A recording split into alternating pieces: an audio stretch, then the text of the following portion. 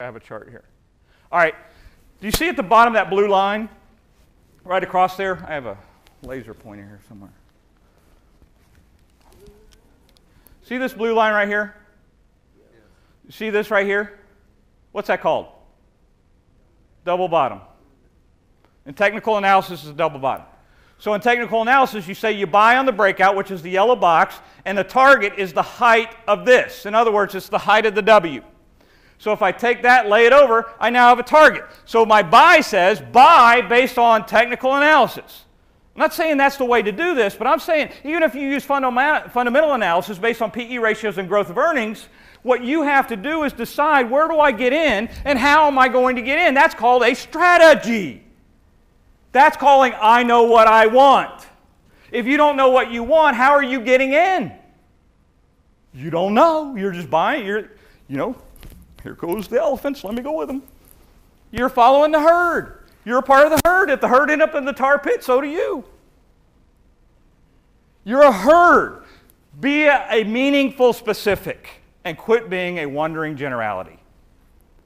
Specifically know what you want from your money. If you don't know what your money, give it to me. I know what I want to do with it. Spend it. I mean, how many of you ladies are willing to take some money right now? All right, guys, give them your money. The idea is I can take a double bottom. I've got a disciplined entry. Now, so I know my buy.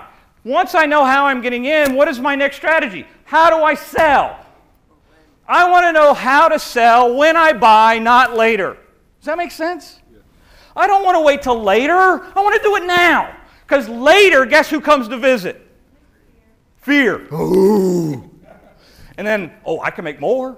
It's going higher. It's going to the moon. It's different this time. It's never going to go down. Cisco is going to the moon. How many of you know that JDSU is still on its way to the moon after a 24-to-1 reverse split? It's still going. Some people still own it at $180 a share.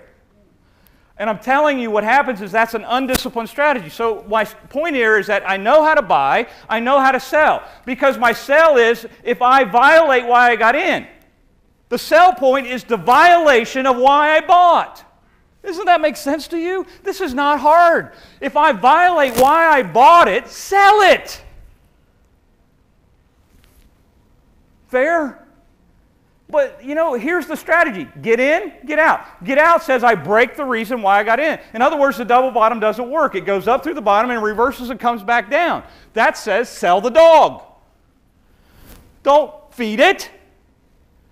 Don't pet it. Don't take it home.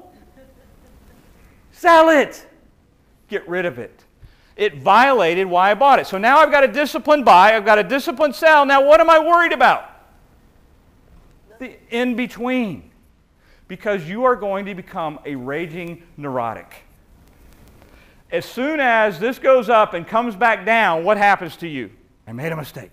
Did the wrong thing. And or it works and it goes up, you start to doubt the trade or you doubt the investment. In other words, fear comes into play. And you forget why you bought it and you get caught up in the emotion of why you're there. And what happens is you will either violate your strategy, you will leave, or you will do something that just will hurt you. And the longer that dip is, or the lower that dip is, the more neurotic you become. And what causes that neuroses is you forgot why you bought. And you also forgot where you sell. Does that make sense? If you had, let's say that we had a stock today, let's say we got IBM, and we own IBM at whatever, dollars per share, and we say we're going to buy it here, we'll stop out here if it doesn't do what I want it to do, based on my strategy, and we go along. What have I taken away? What if the market falls 186 point on job news? Well, worst case scenario is you're going to get stopped out, right? In other words, it's going to drop to the stop, take you out, and you're going to go, that's okay. Because it was based on a strategy and a discipline, so I'm out. What did I just take away from you? Fear. See, I took away fear. How do you take away fear in the investment decision? Is knowing what happens if it goes up by having a target and knowing what happens if it goes down by having a stop. I've now created the buy-sell process. Now all I have to do is manage me in between. And how do you do that? You turn off the TV, you turn off your Quotron, you turn off everything you've got, and you go play golf, you go to the mall, you do the things you want to do, you live the life you want to live, because you did not come to this point in your life so that you could be a money manager 40 hours a week. You got to this point in your life to live it. Please tell me that's true. It's true. You know, because as much as I love this, I'm telling you what, I love my kids a lot more. I like playing with them, swimming in the pool with them, traveling with them. I love my wife a lot more. I love going to dinner with her and doing things with her. I love the fact that I can travel. I love the fact that I have a business. I love the fact that I'm doing other things. This is part of my life. It's not my life. And if it's your life, you need a psychologist. I mean, and if you've converted your kids' room after they left home to a trading room, you need help. You really need help. So the idea is have a strategy, know how I'm going to get in, and know how I'm going to get out. See the stops up there? The stop at some point here became the purple line. The purple line is the 50-day moving average. See, so I raise my stop as it goes higher. Why am I raising my stop? So that I don't have fear. See, that's managing the in-between. It's continuing to manage the process. It's managing to get where I want to be with my money. And that's what all this is about. Now, risk management is money management. Learn to measure risk to your personality, aggressive or conservative. You have to decide who and what you are. You're in control of this process, not anybody else. See, you are the one who decides where you're going with this. Understand risk versus volatility. Does everyone understand there's a difference between the two? Here's the difference. See this right here? That's called risk. See this right here? That's called volatility. Risk is the potential that this investment will fall and do harm to my portfolio. Volatility is what we're talking about this morning when I just started this whole thing about today's market. Today is volatility.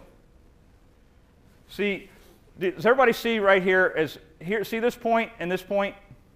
If I drew a line to those 2 points, what is that? What is that?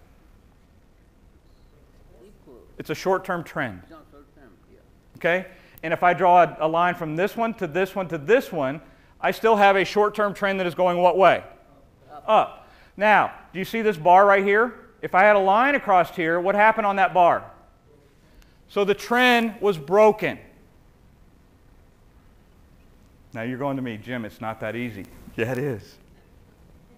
See, enough investors said right here, I don't like this. Now this is short term, so you're going to get a lot of noise short term, which is called volatility, because this is a daily chart. If we back this out to a weekly chart, what do you think would happen to the noise? It gets quieter. See, the trend becomes more distinct and it gets quieter.